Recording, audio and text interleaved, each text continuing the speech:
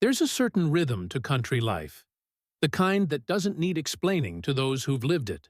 The mornings start with dew clinging to every blade of grass, the sound of distant tractors humming across the horizon, and a quiet understanding that your work is your word.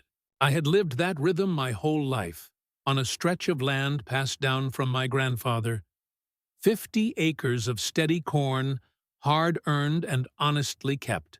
It wasn't glamorous, but it was mine. When the developers came, things changed. They called it Maple Ridge Estates, a modern rural community, a patchwork of newly built homes pushing their way into old farmland. They promised country living with community structure, which sounded harmless enough at first. But tucked inside the glossy pamphlets and smiling brochures was a monster no one warned me about: the Homeowners Association. The HOA began as a whisper, then a meeting, then a rule book. They called it Preserving the Image of Maple Ridge. What they meant was control. Grass height, mailbox color, fence type, all decided by a board of people who had never held a shovel or watched a sunrise over a field. They saw my land, my working land, as an eyesore, an inconvenience to their perfectly painted fences. And then there was her. Her real name was Karen, which felt like destiny more than coincidence. She was the self-appointed queen of Maple Ridge, president of the HOA, defender of aesthetics, wielder of violation notices like royal decrees. She'd bought one of the model homes right across the access road from my field, complete with a white picket fence and a pair of matching golden retrievers. From the moment she moved in, I was on her radar. The first letter came 2 weeks after she arrived. A neatly typed notice of violation taped to my gatepost, declaring my property out of visual compliance with HOA landscaping standards. I remember staring at it in disbelief. A notice, on farmland, accusing me of overgrown vegetation. My vegetation was corn. Her eyesore was my livelihood. At first, I tried to reason with her.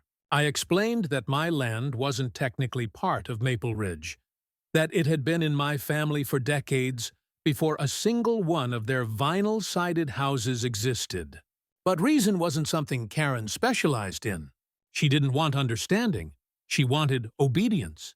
She'd march to the edge of her property line every morning, coffee cup in hand, inspecting, photographing, sometimes even shouting notes to herself about unsightly irrigation equipment. Then came the HOA board letters, escalating warnings, demands for compliance, fines that held no legal weight but dripped with arrogance, each one signed with her flowing signature and that smug title beneath it: President, Maple Ridge HOA. The neighbors watched, mostly silent. Some were kind. They'd stop by with a quiet word of sympathy or a nervous joke about Queen Karen. Others joined her cause, eager to curry favor or just avoid being her next target.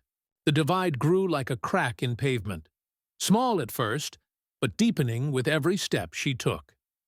Summer came, and with it, the best season my crops had seen in years.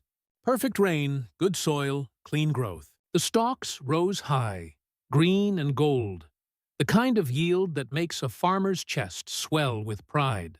I was expecting a record harvest, one that could pay off debts, repair equipment, and set me right for a long time. But Karen saw something different. To her, the tall stalks were an eyesore blocking the scenic view from her kitchen window. She'd complained at every HOA meeting that the corn spoiled the aesthetic continuity of the community. She wanted the board to take action. Of course, the board was mostly her, a cluster of sycophants who nodded whenever she spoke. Still, there were limits.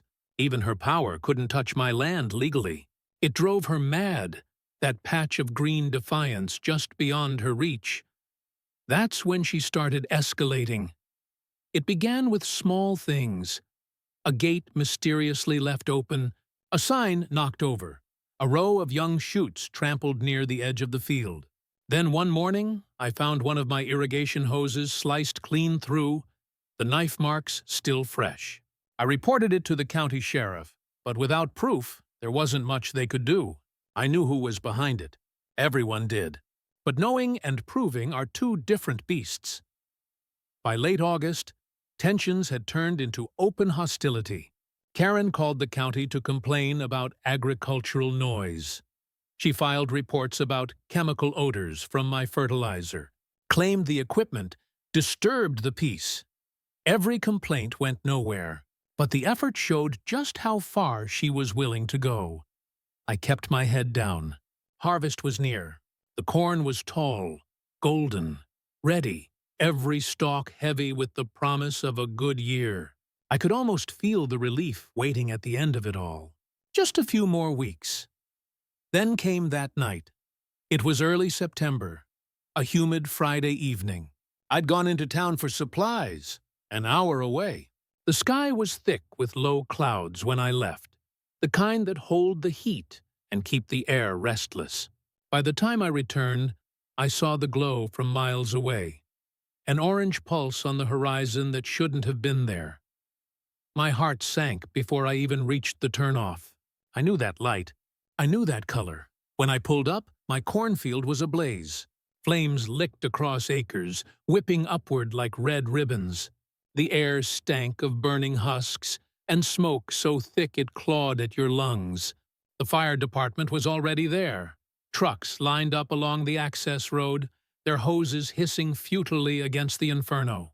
I could only stand there and watch. 50 acres of work, gone in hours. The next morning, investigators called it suspicious. No lightning, no machinery faults, no reason for spontaneous ignition. There were traces of accelerant in the soil. Someone had done it deliberately. Karen didn't say a word. Not to me, not to anyone. But she watched. The smell lingered for weeks. No matter how much rain fell or how many times I turned the soil, the scent of smoke clung to everything. The fences, the barn wood, even the air itself. The blackened stalks stood like grave markers in neat rows, a reminder of what had been lost. Most people would have called it devastation. I called it evidence. The county investigators came back twice more in the following days. They walked the perimeter, collected samples, and took their notes in silence. Everyone knew the truth, but no one wanted to say it aloud. Not without proof.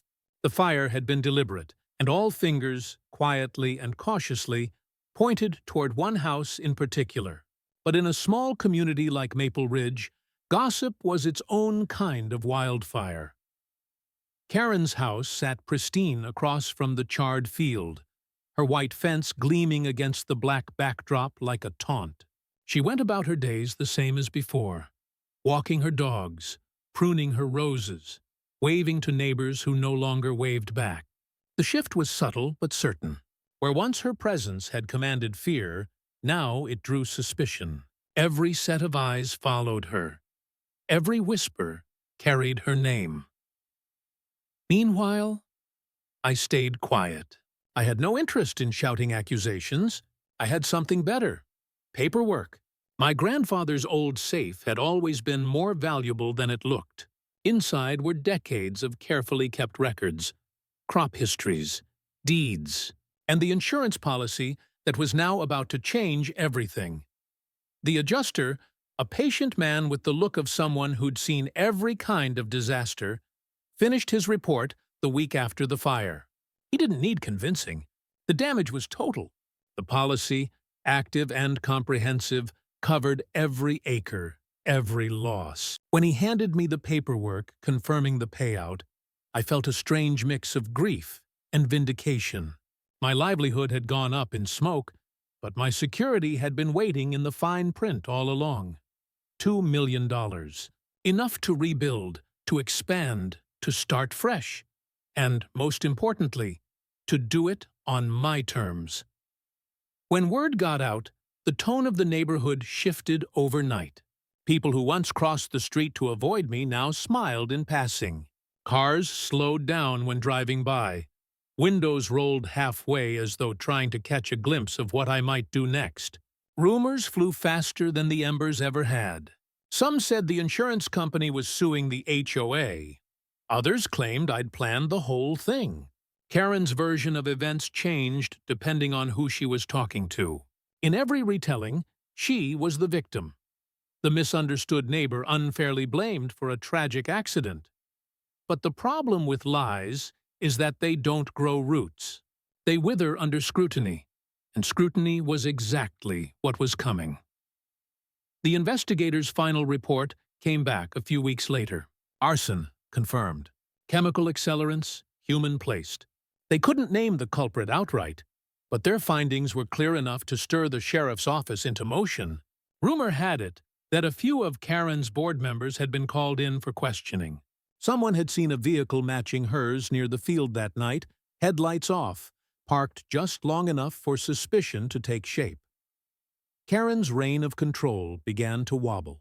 HOA meetings grew tense, divided. Half the members wanted to distance themselves from her. The other half clung to her authority out of fear. The perfect little community of Maple Ridge, with its manicured lawns and glossy welcome signs, had turned sour.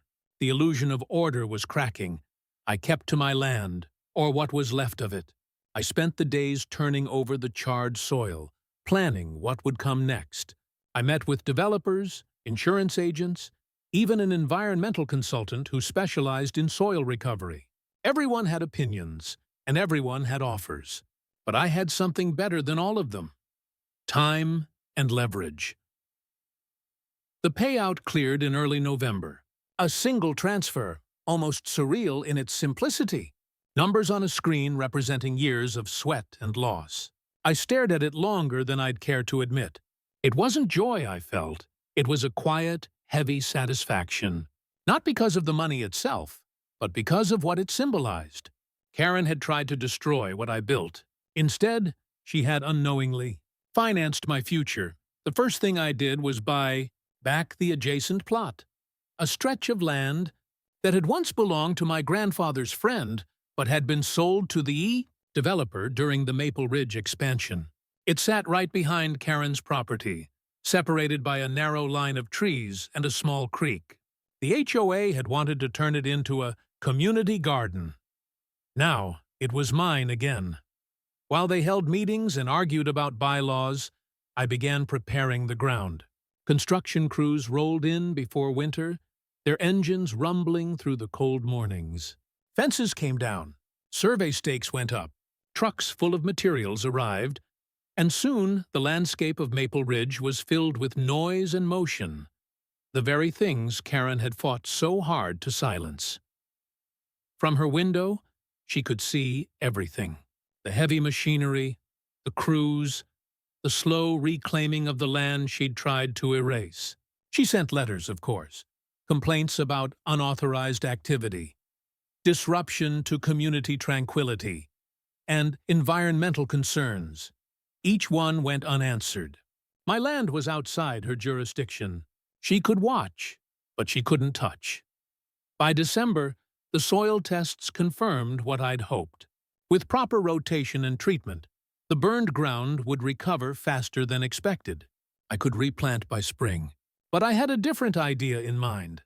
One that would make far better use of both the payout and the opportunity her arrogance had given me. Maple Ridge had always wanted to be exclusive, quiet, private, picturesque. But the county had other priorities. The region had been courting agricultural grants and commercial redevelopment incentives, eager to balance its books. When I approached them with a proposal for a hybrid agricultural and solar energy site, part experimental crop rotation, part renewable energy pilot, they were more than interested. They were enthusiastic. The approval came through faster than I expected. And just like that, the field that Karen had burned to nothing became the foundation for something much larger. A project backed by both the county and a clean energy corporation, with guaranteed contracts that would run for decades. The irony wasn't lost on anyone. Karen's vendetta had transformed my land into the most valuable property in the entire subdivision. The HOA couldn't touch it. The county supported it. The neighbors, once intimidated into silence, began to see Karen for what she was. Not a leader, but a liability. Her influence shrank. One by one, board members resigned. The HOA meetings dwindled to small, bitter gatherings inside her home, where she tried to rally what little support she had left. But the tide had turned. The Queen of Maple Ridge was now a figure of ridicule, trapped inside the very rules she'd created. Winter settled. Spring came early that year. The frost melted fast, leaving the ground soft and ready. By March, crews were already back on my land, driving stakes and marking grid lines. The hum of machinery filled the mornings, a sound that, to me, meant progress. To Karen, it was blasphemy. From her side of the fence, she could see everything. The surveyors pacing across what had once been her view, the engineers mapping out the solar grid that would power half the county, and the endless convoys of trucks hauling equipment down the narrow roads of Maple Ridge. The subdivision's peace was gone, replaced by the steady rhythm of construction and change, the two things she could never control. The project site grew by the week. First came the foundation posts, tall steel rods anchored deep into the soil. Then came the rows of frames, rising from the earth like a mechanical forest. By the time April arrived, half the field shimmered with reflective panels, catching the morning sun. It wasn't just a farm anymore. It was the future. The county sent out press releases. Local news outlets ran cheerful segments about sustainable agriculture and community innovation. My name appeared in headlines, not as a victim of arson, but as the man turning tragedy into renewal. And for Karen, every mention was a fresh wound. Neighbors said she'd started snapping at people during HOA meetings, her composure cracking. What used to be a confident, condescending tone had turned sharp and frantic. She accused the board of betrayal, the county of corruption, and me, always me, of conspiring to destroy her neighborhood. She filed noise complaints, traffic complaints, zoning complaints. Each one was returned with the same polite response. This property is outside HOA jurisdiction. It drove her mad. When her letters stopped working, she turned to more creative means. One morning, the site manager found a section of boundary fencing pulled down. A few of the newer panels had been scratched. Deep, deliberate gouges across their reflective surfaces. A note had been left, written in neat block letters. This isn't over. The sheriff was called, reports were filed, and cameras were installed along the perimeter. It wasn't long before they caught her on footage. Just past midnight, headlights off, dressed in dark clothes, slipping through the fence line with a flashlight in hand. The footage showed her inspecting the site, moving from one array to the next, occasionally pausing to look toward her house, as if reassuring herself that no one could see her. They could. When the deputies came to her door the next morning, she tried to spin it, said she'd been checking for trespassers, that she was protecting community property. But the evidence spoke louder than her excuses. She was issued a formal warning for trespassing. It should have been the end of it. It wasn't. The HOA board, already fragile, fractured completely. 2 members resigned in the same week, unwilling to be tied to her spiraling behavior. Another circulated a petition to remove her as president. Word spread fast. Her influence collapsed almost overnight. The same people who'd once feared her now avoided her altogether, unwilling to make eye contact when they passed her in the street. But the thing about people like Karen is that they don't fade quietly. When control slips from their fingers, they grip harder until something breaks. That breaking came in May. Construction had reached its final phase. The panels were installed, wiring connected, transformers mounted. The site stretched across acres, a patchwork of blue and silver gleaming beneath the sun. The county scheduled an official ribbon-cutting ceremony. Press, officials, and local residents were invited. It was to be a showcase of rural innovation and, unintentionally, a spotlight on Karen's failure. She wasn't invited, of course, but she came anyway. On the morning of the event, she stood at the edge of her property, arms crossed, face set in a hard, expressionless mask. Her once perfect lawn was overgrown, her mailbox dented. Small signs of the neglect that comes when bitterness consumes every waking thought. Neighbors whispered, children pointed, and the cameras avoided her. The ceremony went smoothly. Speeches were made, photos taken. The county commissioner shook my hand, praising the visionary use of reclaimed farmland. The news crew filmed the first panel activation, and the field came alive. A shimmer of light cascading across the rows, a symbol of renewal. Karen watched it all, motionless. That night, the storm rolled in. Heavy rain, high winds. One of those late spring tempests that sweeps through the plains and leaves the sky bruised in its wake. Power flickered across the county. Branches fell. And for most people, the night passed as little more than a brief inconvenience. For me, it was the start of another fire. At 2 a.m., the security system pinged. The motion sensors along the southern edge of the property lit up one by one in sequence, as if someone were walking the perimeter. The cameras caught it again. Karen, soaked to the bone, stumbling across the mud with something in her hand. A canister. She moved quickly, sloppily. The footage showed her splashing liquid across a transformer box, fumbling with a lighter that refused to spark in the rain. She tried again, and again, until the wind snatched it from her hand. Then she froze. The headlights of a patrol car cut through the darkness. The deputies had been patrolling the area since the last incident, and the timing couldn't have been more perfect. They caught her before she could even run. By morning, the story was everywhere. Local HOA president arrested for attempted arson at renewable energy site. The photos said it all. Her hair plastered to her face, expression blank, eyes wide with disbelief. The community's reaction was immediate and brutal. Neighbors who had once tolerated her turned their backs completely. The HOA held an emergency session and voted her out permanently. Her home, the pristine symbol of authority she'd once wielded, became a silent monument to her downfall. The legal process moved quickly. The investigators linked the new attempt to the old fire. Similar chemical traces, same pattern of behavior. When confronted with the evidence, she broke down, confessing just enough to seal her fate. The prosecutors called it a pattern of malicious intent. The judge called it criminally obsessive.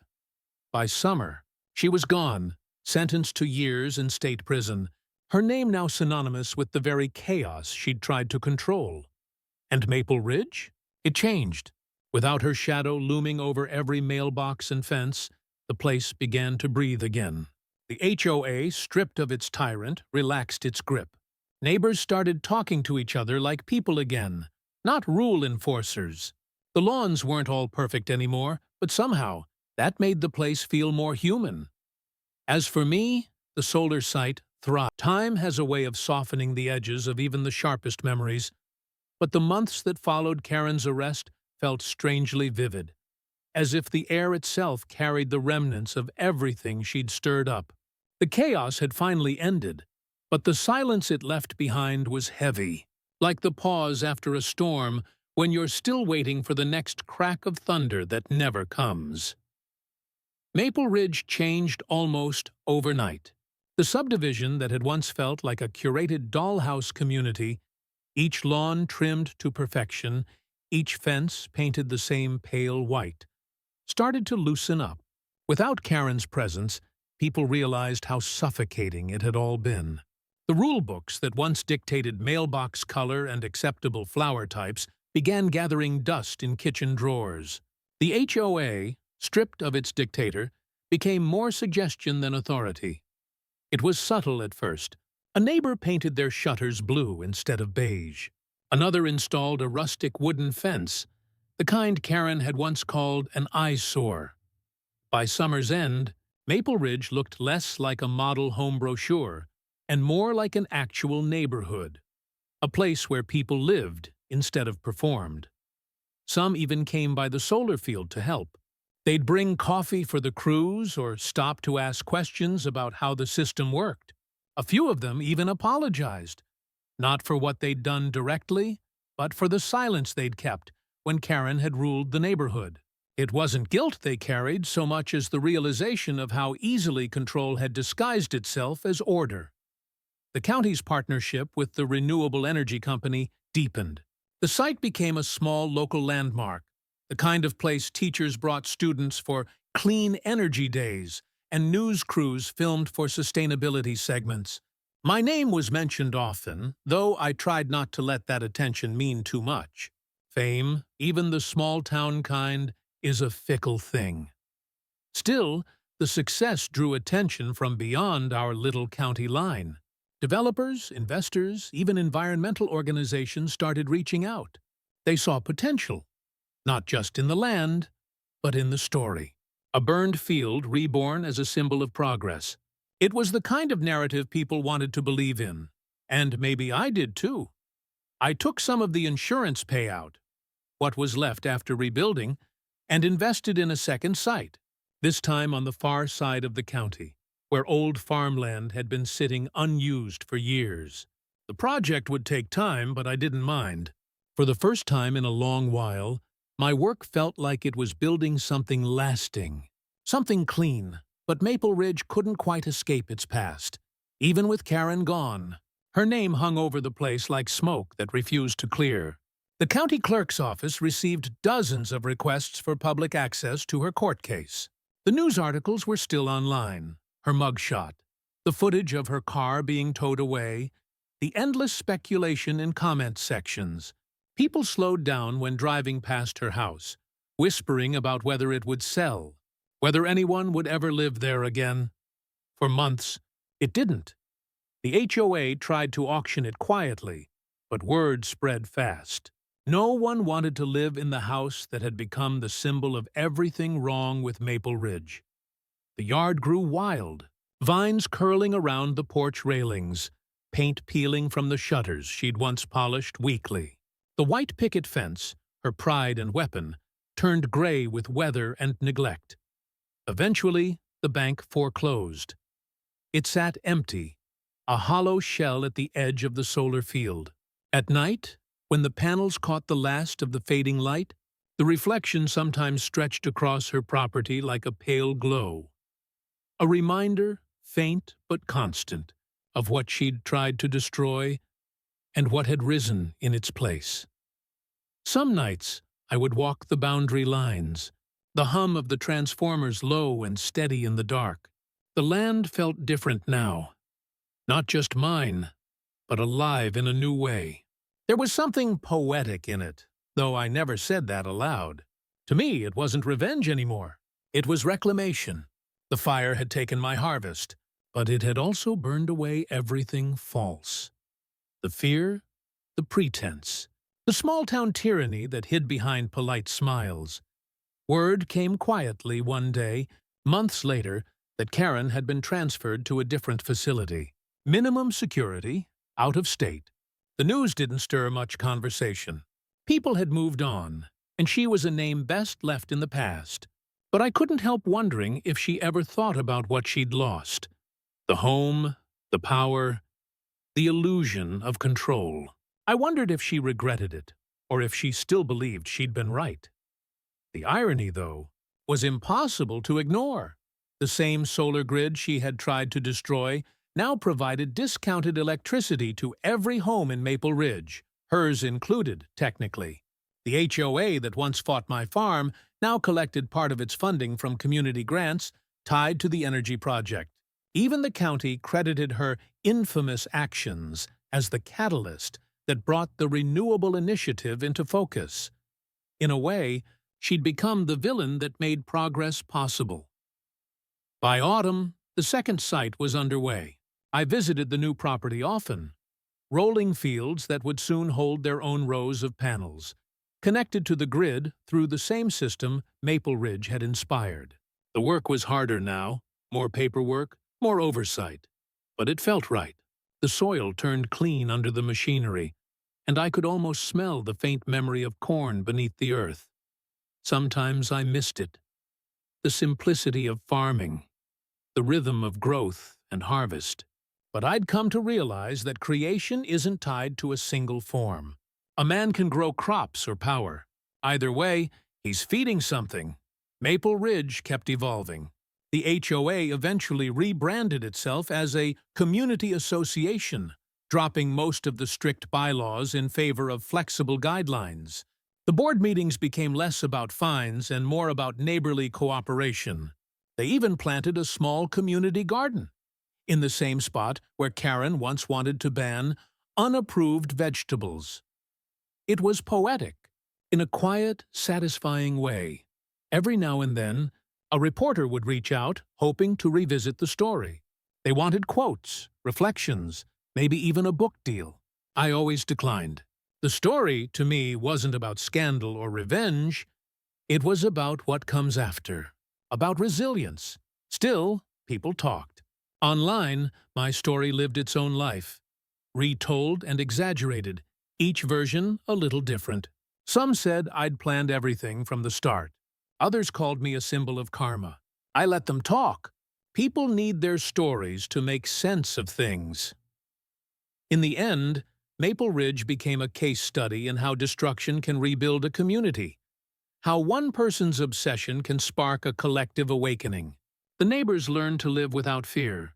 The county learned to see rural land as more than old dirt. And I learned that, sometimes, the fire doesn't just burn away what's bad. It clears the ground for something better. On quiet evenings, when the sky turned orange over the panels, I'd sit on the edge of the property and watch the light fade. The hum of energy through the grid sounded almost like a heartbeat. The corn was gone, but the land still breathed. And in that steady rhythm, I found something I hadn't felt in years: peace. But peace never lasts forever. Because as the new project neared completion and the second field prepared to go live, an unexpected letter arrived in my mailbox, stamped with a return address I hadn't seen in a long time. The envelope was thin, no more than a few sheets of paper inside. But its weight was heavier than it should have been. It had been years since I'd seen her name, and even longer since I'd thought much about her. The world had moved on. Maple Ridge had moved on. But there it was, printed neatly on the upper left corner in institutional ink. Karen Whitmore, State Correctional Facility. For a moment, I just stared at it, unsure if I even wanted to open it. Part of me had buried that chapter so deeply that the idea of digging it back up felt wrong, like disturbing a grave. Yet curiosity is a strange thing. It doesn't always ask for permission. I slit the envelope open and unfolded the pages. The handwriting was meticulous, careful. The same looping script that had once signed every violation notice and HOA threat. It began simply, "You probably won't read this, but I need to write it anyway." Her words spilled out in long, measured sentences. There was no apology at first, just justification. Explanations of stress, pride, resentment. She wrote about how Maple Ridge had been her escape from failure, how control had been the only thing that kept her sense of worth intact. She wrote about feeling invisible, about needing order, about believing that keeping everything perfect meant she could keep her life from falling apart. And then, halfway down the second page, the tone changed. She admitted what she'd done. The fire, the sabotage, the trespassing, all of it. She said she hadn't meant for it to go that far, though the words rang hollow even in ink. She wrote about the night of the second fire, how the rain soaked her lighter, how she'd seen the patrol car too late, how she'd felt a strange relief when it was over. Then, for the first time, she wrote something that stopped me cold. "When the insurance story went public, I hated you for it. Not because you won, but because you didn't break. I wanted to ruin you, and instead, you turned everything I destroyed into something better. I couldn't understand how. She called it infuriating. She called it unfair. But beneath those words was something else. Envy. She said the quiet of prison had changed her. That watching the news coverage of the solar field's success had been like watching a version of the world she'd never be allowed to re-enter. She said she'd been transferred to a facility with a rehabilitation program, that she worked in the greenhouse there, planting vegetables and maintaining the soil. "It's strange," she wrote. "I used to hate dirt. Now I find peace in it." The letter ended not with forgiveness, but with something more complicated. An acknowledgement. She said she didn't expect me to respond. She just wanted me to know that, for the first time in her life, she understood what it meant to build something instead of controlling it. She signed it simply. Karen. I sat for a long time after reading it. The paper felt fragile in my hands, as though it might disintegrate if I held it too tightly. The anger I'd once felt for her had faded long ago, replaced by something quieter. Not compassion exactly, but perspective. People like Karen lived their lives chasing control because they feared what they couldn't shape. And in the end, that fear consumed her completely. I didn't write back. There was nothing left to say. But I didn't throw the letter away either. I folded it carefully and placed it in the same safe where my grandfather's documents still rested, next to the insurance papers, the deeds, and the old farm records. It felt like the final page of a story that had been written long before either of us realized it. The next few years passed quietly. The second site went online, then a third. The county named the renewable program after my grandfather, honoring the legacy of the land that had started it all. Maple Ridge continued to evolve. More families moved in, the old guard faded away, and the fields around it became symbols of progress. The house that had once belonged to Karen finally sold. A young couple bought it, unaware, or maybe just unconcerned, about its history. They repainted the shutters, replaced the fence, and filled the garden with flowers. On clear days, the light from the solar panels would still reflect across the lawn, casting faint gold ripples on the windows. It felt right, like the land itself had forgiven her, even if people never could. The community that had once lived in fear of rules now thrived in cooperation. There were barbecues instead of hearings, gatherings instead of grievances. Children played in the same streets that had once been policed by clipboard and complaint. The air felt lighter. As for me, I learned that closure doesn't come from revenge or victory. It comes quietly, in the morning light over new soil, in the hum of panels catching the sun, in the absence of anger where it once lived. Sometimes I still walk the boundary at dusk, where the cornfield used to be. The rows of solar panels stretch endlessly, their glass faces gleaming faintly in the dying light. I think of the fire, the ash, the smoke. And then I think of everything that grew out of it. One night, I stopped near the old fence line, the place where she used to stand, coffee in hand, eyes full of judgment. The grass had grown tall there now, soft and golden. I found myself wondering if she'd ever walk free again. And if she did, whether she'd come back to see what the land had become? Maybe she wouldn't. Maybe it was better that way. But I hoped, in some quiet corner of her mind, she could see it anyway. The light rising from the ground she tried to destroy, the life reborn from her destruction, because in the end, that was the truth of it all. Fire doesn't just consume, it transforms. Karen's fire had burned my corn, my peace, and nearly my future. But from that same blaze came something greater: power, renewal, and freedom. And as the sun dipped low and the panels tilted to catch its final rays, I realized that she hadn't just paid for my loss. She'd paid for my beginning, and that was worth every acre of ash she left behind.